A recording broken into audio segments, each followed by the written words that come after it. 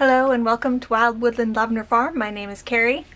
Last year I did like a 3-video series about all the seeds that I had that I've been collecting over the years and some that I had just bought.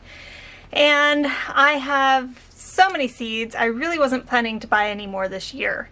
But my husband, he has kind of been feeling the things lately about maybe there's food shortages or, you know, we thought we might need to really be planning to plant more of our own food this year than we did last year, which of course is my goal anyway.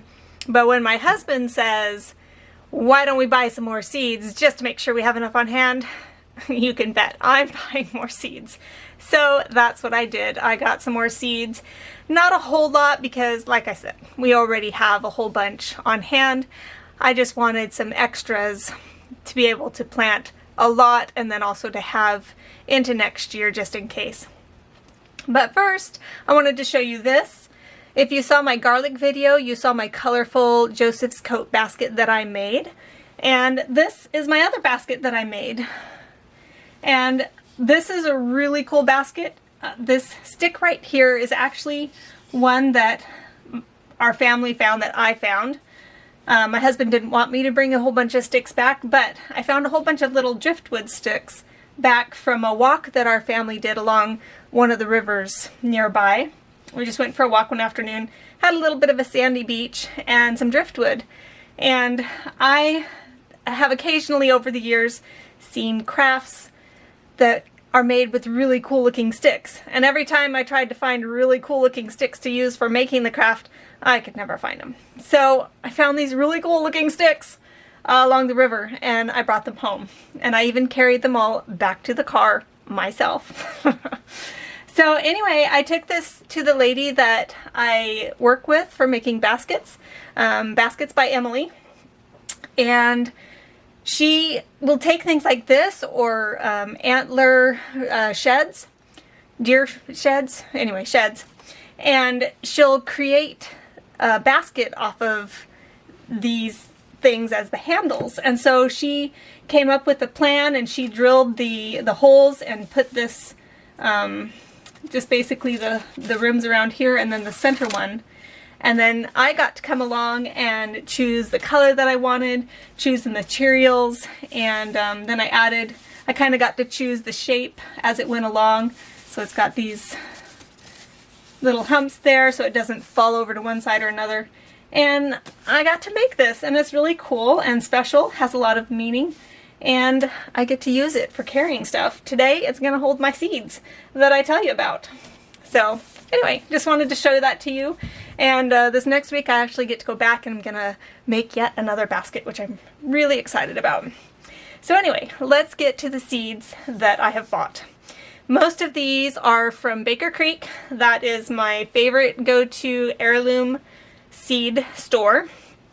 And I buy a lot from them. The majority of my seeds are from them. There's a few from other places and we'll get to those when I show them to you. So first of all, let's do the melons. We're not huge melon eaters in our family. It's mostly watermelon that we like. A couple of our boys do like cantaloupe. So I got these small watermelon. They are blacktail mountain watermelon. And they're just really nice and small. They won't take a long time, you know. We live near Hermiston where they grow watermelon, and I don't know if you're familiar with Hermiston watermelons. They're pretty famous in our neck of the woods because they grow really big watermelons, and then they also have some seedless watermelons that they grow. But they're always really huge, and I can never seem to grow watermelon that ripens in enough time before frost hits. So I'm just gonna try growing some smaller ones this year just to try to see how we do with that. And then I found this Minnesota midget cantaloupe type melon. And I like those because they're small enough that our 2 older boys can eat some and yet not have a whole lot of leftovers to stick in the fridge and then not get eaten because they never get back to eating the rest of it. So with a small one, maybe they can eat an entire one between the two of them in one meal. So I'm gonna try that one. I kind of like growing them, but I don't like eating them. I know, I'm silly. All right, I grew a lot of tomato varieties last year, and I still have a lot of those seeds left, but I really wasn't going to buy tomato plant seeds this year because it just takes forever to get them to grow, to sprout, to germinate, and then I can never get the timing right so that they're producing early enough in the season. It seems like no matter when I get them in the ground, they're not ready to produce until September, and then it's just a very short ripening time for them. So I'm keep trying though, and one of these days I'm going to get the timing right for getting them planted and germinated in time to plant in the summer. So anyway, I wasn't going to buy just a huge variety of them. I wanted to basically just get the main types that we use, and so I wanted paste tomatoes mostly that are good for making sauces and for canning diced tomatoes, and then a slicing tomato. So I got the Pantano Romanesco, and that is large and deep red fruit, very rich and juicy, singularly flavorful. So I thought that would be a good slicing tomato, and then maybe a canning tomato. Then I got 2 paste tomatoes, the Jersey Devil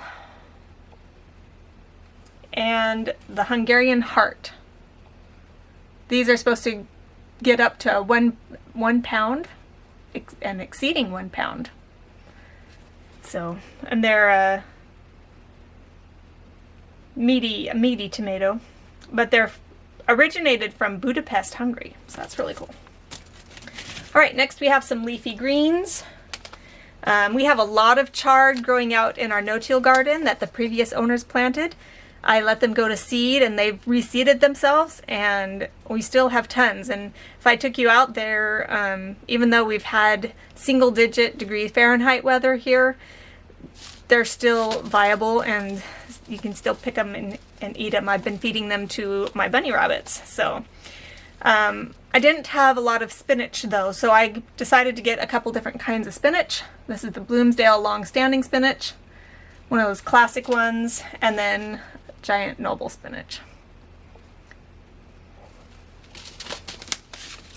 Then my free seeds from them, they always send a free seed packet with your order.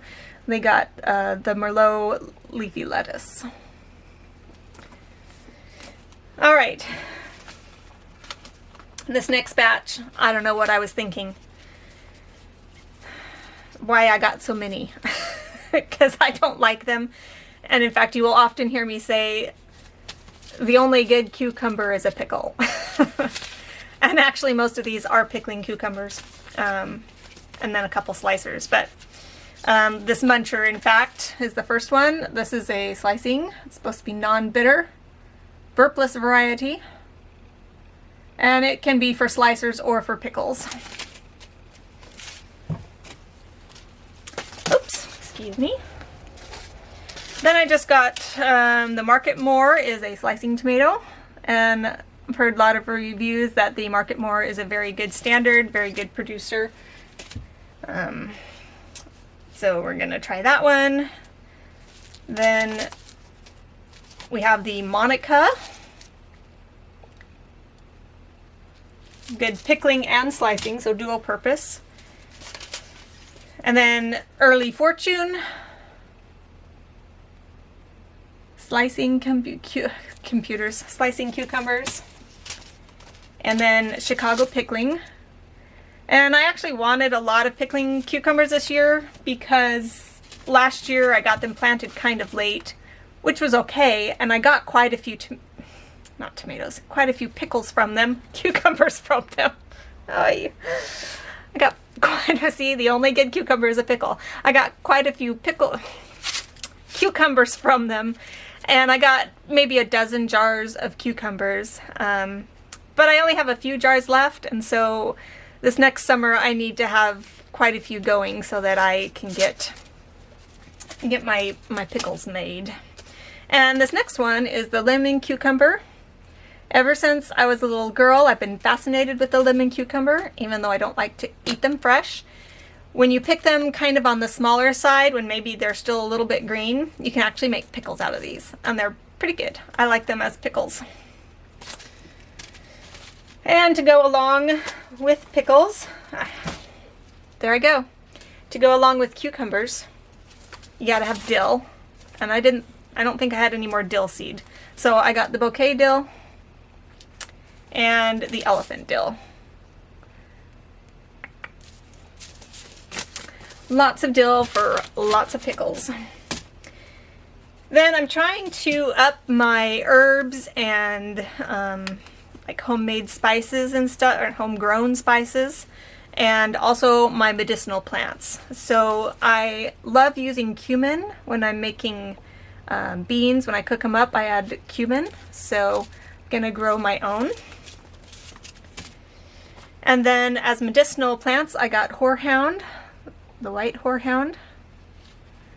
And if you ever have like Ricola cough drops, that's made with horehound.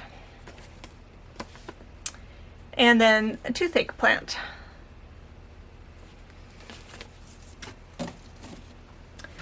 All right, some other standards. I still have quite a few peas, I think, but I wanted lots of peas. I actually picked them and got the peas out and put them in the freezer.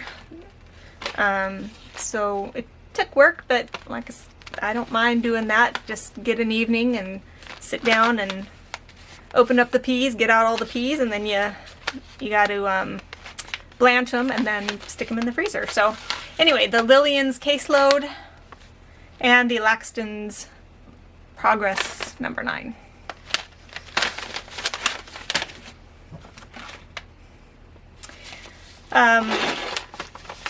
One thing that has nothing on it, showing you nothing. One thing with our family is we don't use cow's milk or goat's milk or any animal milk like that, and we're starting to move away from most dairy products because my husband can't have dairy. It affects his health. And ever since actually our boys were young, we switched over to soy milk, and then we also use almond milk. I have almond trees planted out in the back, but if we were to ever come to a time where like the soybean supply or the huge, soybean harvest in the US with all the big farmers, something happened to that harvest and we couldn't get soy milk for whatever reasons, I wanted to be able to grow our own soybean, because I do have methods to be able to make our own soybean milk. So wanted to get soybean. So this is the Midori Giant soybean. I'll try my hand at growing those. All right, green beans. I have grown the Contender before. It is a very nice tender green bean, very tasty, and it's an early bean. So, and it produces a lot. And so I had to get more of those. All right. And then I grew some Stowell's Evergreen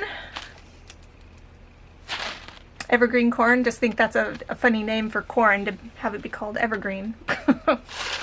Because corn is yellow. But anyway, I tried growing this last year and I actually had some come up, but I put it in my chicken run garden and some chickens got over the fence into that area and they kind of messed up my whole corn rows, and so not very much of my corn grew. So I'm gonna try the Stowell's Evergreen again, and then Fisher's Earliest. And I'm really gonna try to get this growing this year, and maybe even stagger, do every week or every 2 weeks planting so that we can have a constant supply.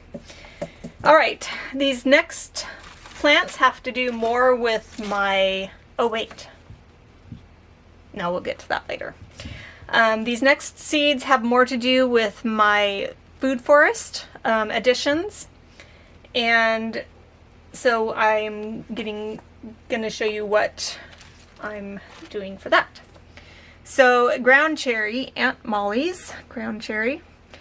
I've heard it, I haven't really had ground cherries, but I hear that they're quite tasty.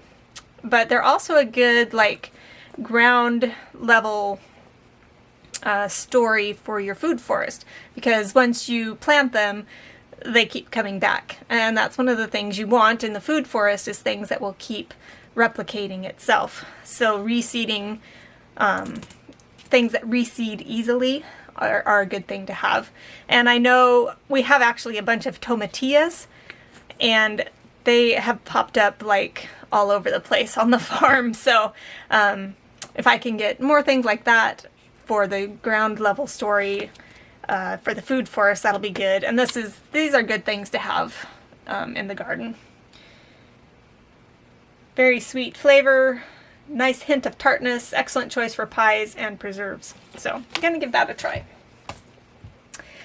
The next thing is a medicinal. I don't know if any of you have tried Moringa. I take Moringa powder, and it really helps. It gives me energy. It's taken care of pains that I've had in my fingers and in one of my feet.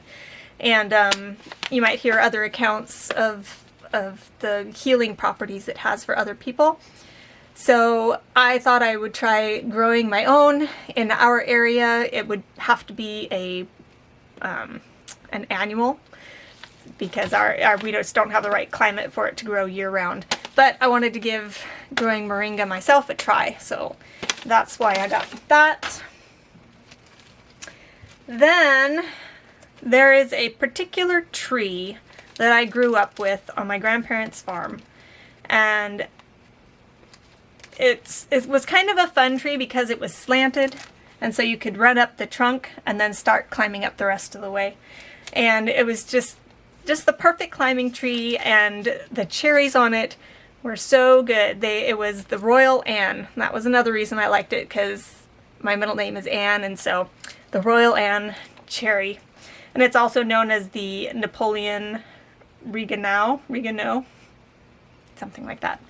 So I found some of these on Etsy. I tried looking for trees to buy, but everywhere I looked, they were either sold out or they were like mongo expensive, like $160 for a tree. And I wasn't about to spend that much on a tree. So I thought, well, I'll try growing my own. So we'll give it a try. My my odds of actually growing a tree are very low. I haven't had too much success growing them from seed, so we'll give it a try. Another plant that I wanted, or tree that I want to try growing here. I've never heard of people growing them in my area, but after looking at the growing season, the climate that these trees will thrive in, Zone 7 is actually one of those. So we'll see if it actually works, but I'm going to try growing pistachio trees. I never hear of anybody growing them, so we're going to give it a try. So I got a whole bunch of these from a little store on Etsy. I don't have the name of the company, but if you go on Etsy and do a search, there's probably a few different sellers that have it. For the cherry seeds, I got them from my healthy greenhouse. One thing that I had kind of wanted to start growing here, but also didn't kind of want to start growing here because they take so long, again with most trees, are Christmas trees. And I've thought of doing part of our property as Christmas trees to be able to sell. And you know, that's kind of the thing. Do you really want to get into selling Christmas trees?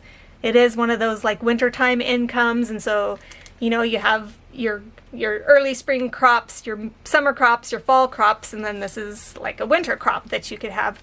So I just decided I might actually end up getting some actual seedlings from a company, but I decided to get some seeds since I'm trying these other tree seeds. I'm gonna try growing the noble fir. The noble fir is one of my favorite Christmas trees to get, and so I thought I would try growing some, and even if I don't end up selling them, at least we're growing our own Christmas trees, right? All right, this next one is actually one I've done a video about collecting them, and these are my asparagus seeds that I harvested from the plants right outside my window here in the raised bed with the strawberries. So I did a short little video about collecting asparagus seeds to use. So these are all my seeds from that. Nice good collection. And so I can grow these from seeds. I have had success starting asparagus plants from seeds, so this will be good to have for that. Okay, 2 more packs. Told you it wasn't very much. Last time I did 3 videos on the series. I don't know how many of you watch M.I. Gardener, but he has had a series on some 87-year-old seeds that he bought through a, they were in a shadow box that he got from Etsy. And he tried germinating these 87-year-old seeds, and he had two of the tomato seeds germinate, and then one of them actually lived. And he babied that plant, and he took cuttings off it and started more plants, and they grew tomatoes, and they saved seeds, and it's, I think, a 4-year process in the making. And this year he was finally able to offer seeds for sale, and so he was offering them to his followers on Etsy and YouTube, not Etsy, Facebook, on Facebook and YouTube, and I was able to get some. They were limiting it to 2 packs each, and they have 5 seeds in each, although I think I counted in one that I had 6. So I got the giant crimson tomato, and the research that he has done has shown that these have